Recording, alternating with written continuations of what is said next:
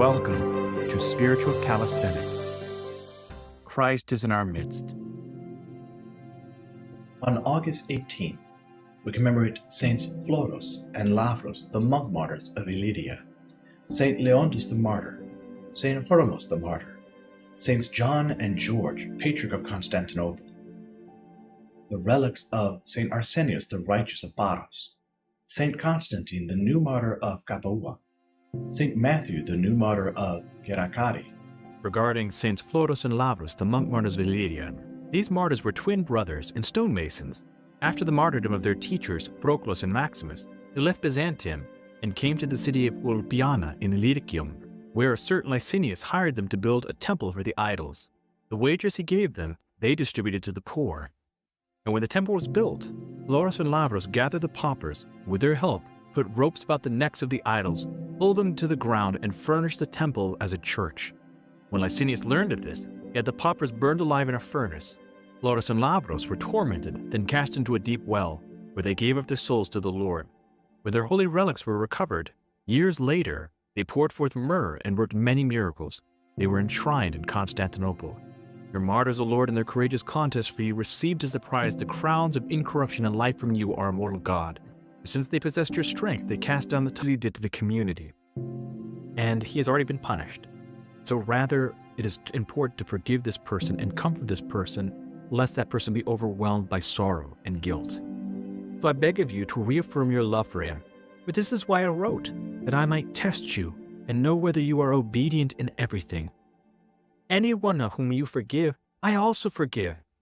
What I have forgiven, if I have forgiven anything, has been for your sake in the presence of Christ, to keep Satan from gaining the advantage over us, for we are not ignorant of his designs. The devil seeks to cause divisions within the church. When I came to Troas to preach the gospel of Christ, a door was opened for me in the Lord, but my mind could not rest, because I did not find my brother Titus there. So I took leave of them and went to Macedonia. But thanks be to God, who in Christ always leads us in triumph, and through us spreads the fragrance of the knowledge of him everywhere. For we are the aroma of Christ to God among those who are being saved, and among those who are perishing. In other words, when we are the sweet smell of our prayers are around us, we are saving those who are perishing. We are hope for them that are without hope. The Gospel according to St. Matthew, the Lord said to the Jews who had come to him, "Woe to you, scribes and Pharisees, hypocrites! For you devour widows' houses, and for a pretense you make long prayers.